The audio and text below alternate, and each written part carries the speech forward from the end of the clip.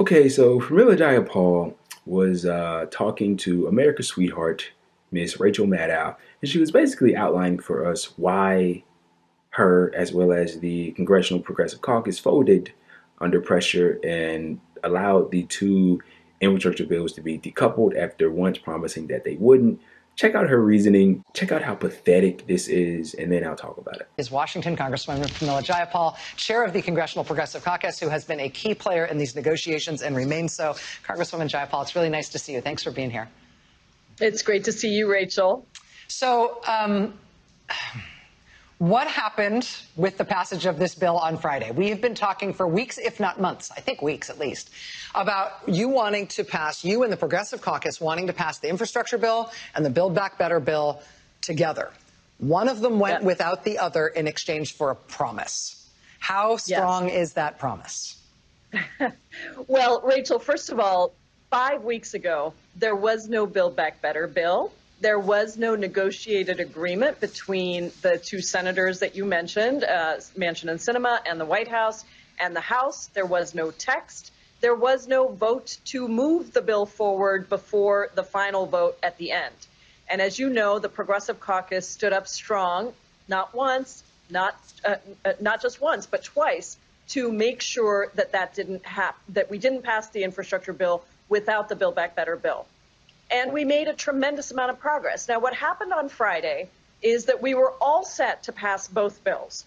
And at the last minute, there were 6 Democrats who said that they needed more fiscal information from the Congressional Budget Office and that they needed a little bit more time. And I'll tell you, Rachel, our members of the Progressive Caucus were so strong, they were willing to continue to hold it up. But we had a caucus-wide discussion, and we decided that what we needed to do was to show momentum by passing the infrastructure bill, but if and only if we got an absolute rock-solid agreement from the 6 that they would vote for this bill as soon as the Congressional Budget Office got that information to them, but no later than next week.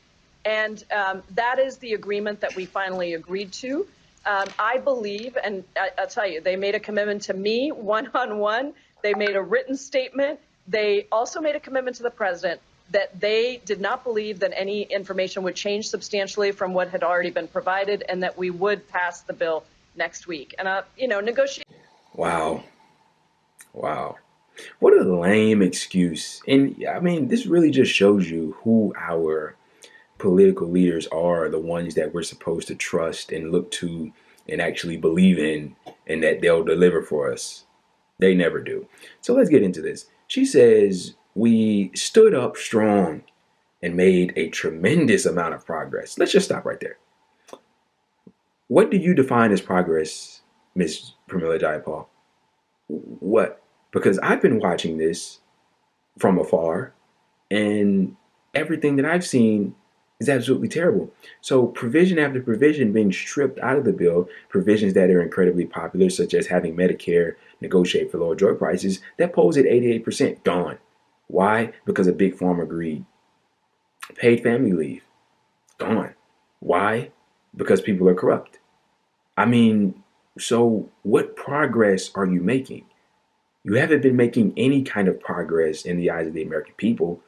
I mean, I just don't understand it. And then you don't even involve them in these sorts of talks and these sorts of negotiations that affect them and their lives and their families and their children. But let me move on. She says that they were all set, and I love this, they were all set to pass both bills. And then there were 6 Democrats that said that they needed more fiscal info for the CBO, the Congressional Budget Office, and they needed more time.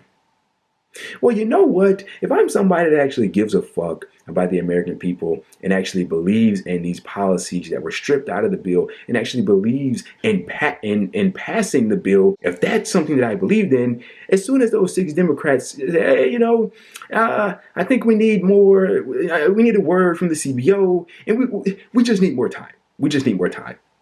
You know what I would have said? Well, guess what? I need more time to think about passing this bipartisan infrastructure deal. Yeah, in fact, I need just as much time as you need.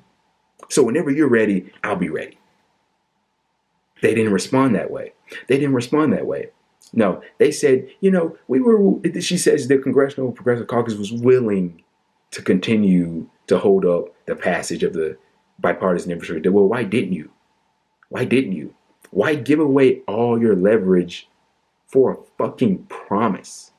Oh, she said, after discussion, they decided they needed to show momentum.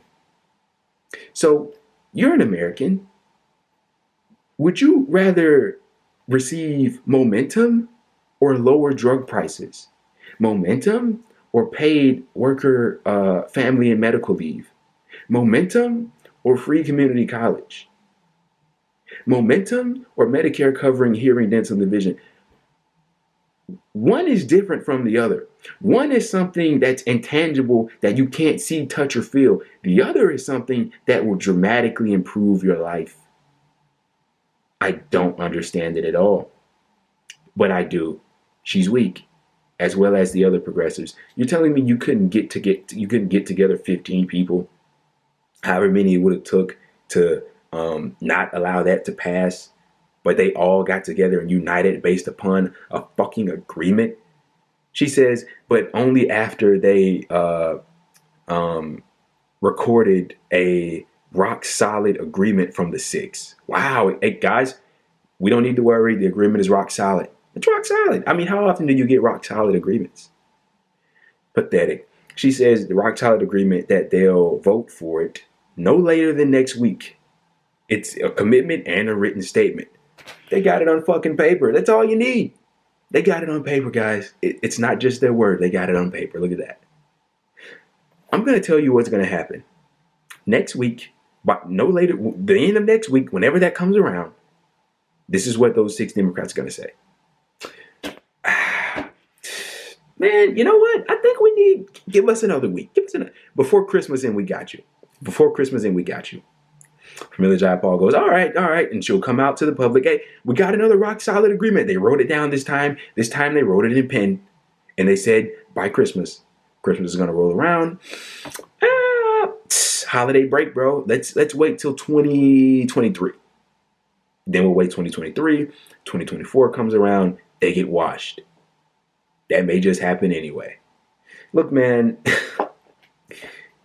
we have elected leaders, at least the ones that I, as well as many others, tend to agree with on policy. They don't know what the fuck they're doing. They don't know what they're doing. They don't know how to fight. They don't know how to stand up to adversity, to the corruption that swallows Washington. They have no idea. They don't even know where to begin. This is the chair of the CPC talking here. Supposed to be an ally of the people. I mean, I just want to give you these 6 Democrats. I don't know who they are. Chances are they're incredibly corrupt. No, you know what? Fuck that. There are no chances. They are incredibly corrupt. They're probably taking money from every which way from people that want them to oppose this. And that's why they said they needed extra time. How gullible do you have to be to go, oh, okay, but it's not even that.